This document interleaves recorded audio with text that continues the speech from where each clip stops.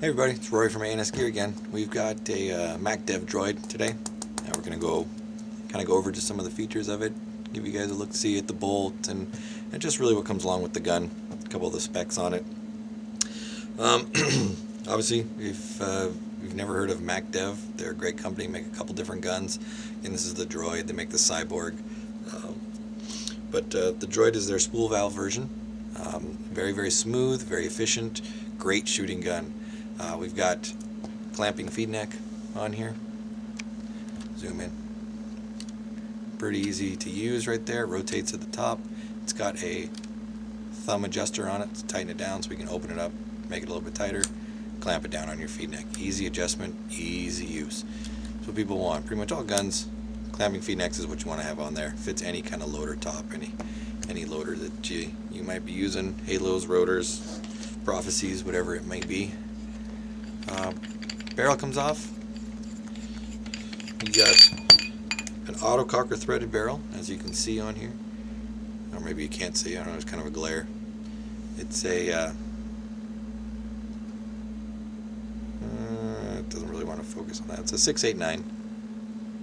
So, comes with a 689 two-piece. This is MacDev's barrel. It's called the Matchstick. Good barrel, good two-piece barrel. Again, auto cocker threaded, so if you don't like this barrel, you got cocker barrels, no problem. Screws on, easy peasy. The regulator, right here, the reg is their reg also. It's the Gladiator reg. They've been using or making regs for a long time. Gladiator reg is a great reg, very consistent, great flow rates. Should never have a problem with this reg. Adjust the velocity through the hole right there on the side, Allen key in, very similar to the way a CP reg works for adjusting velocity. You got your on and off down here at the bottom, kind of like the on-off that comes on the Angel A1. Easy to spin, easy to use. It doesn't require a lot of pressure once there's actually gas running through the gun to unscrew it and bleed out the air through the gun. Got a nice large trigger frame, great trigger on it. This is MacDev's trigger, big trigger frame like we talked about. One of the interesting things about MacDev's is they use a switch. Now the on-off switch is on the back side right here. They don't use a button on their Droid. So it actually has a little flip switch that you'll move back and forth inside there. That's going to turn the gun on and off. Like that. You've got your LED is on the side right here. So you might be able to see it if there's a battery in it. Light up like that. Now this has what they call their Chameleon LED. It's got a bunch of different colors inside of it. So it's going to tell you all the things that's going on with your gun, all your features. If you do any of the programming, obviously it's going to be color based like a Virtue board. So you'll follow along with the colors and it'll tell you what you're changing. It's got 12 different firing modes, so any of your favorite tournament modes are fully user adjustable as far as balls per second, any kind of shot metering that you want can all be done with the gun. You've got their software in it, which is the Militia V5 software inside here. Operating pressure in the gun, it runs about 100 psi. Operating pressure, now don't get operating pressure confused with the amount of pressure it needs to actually shoot a ball out of it. Operating pressure inside to move the bolt back and forth and do the things it needs to do, about 100 psi. To shoot a ball out of it, guns need 180, 220, somewhere around in there. So don't think that the gun is shooting a ball with 100 psi worth of pressure. It's not. Okay, it's the operating pressure inside of the gun. On that 100 psi operating pressure, MacDev says that on a 68-45 full fill, you should get roughly 1,700 shots out of a full fill. Sounds like an awful lot, but that's what MacDev says. So, I mean, you'd have to obviously test it out. I would assume you'd at least be getting, on a hot 68-45 fill, 1,400 balls if they say 1,700. The bolt system inside, we'll break it down for you in just a second. I'll show you how it comes apart. Obviously the gun comes with brake beam eyes inside of it. Pretty much all your high-end guns now, brake beam eyes. It's the only way to roll. The bolt, to get it out, if we look right down on the top side here, there's a screw right here. Now this screw actually aligns the bolt and holds the bolt in the proper position. So when we take the bolt out of this gun, we need to remove this screw first. Otherwise the bolt will not slide out. And as you can see, it's a pretty small little screw that just holds the bolt in place. Now, once that's out right there, you can take the back cap off.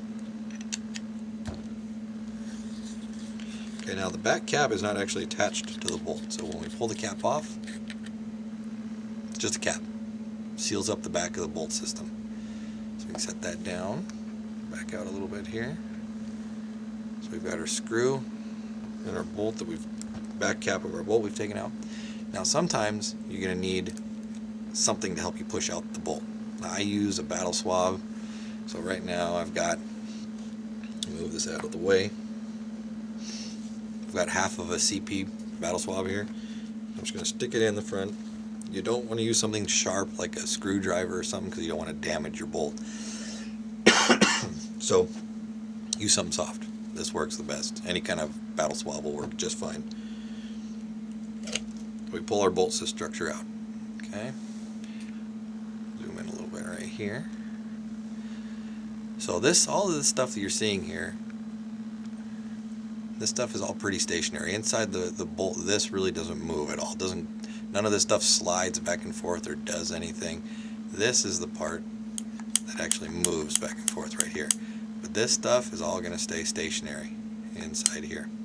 And it breaks down in a couple different areas. This piece actually is going to come off of here. So you got your back section right here with your your bolt guide. The inner chamber right there. You can see that.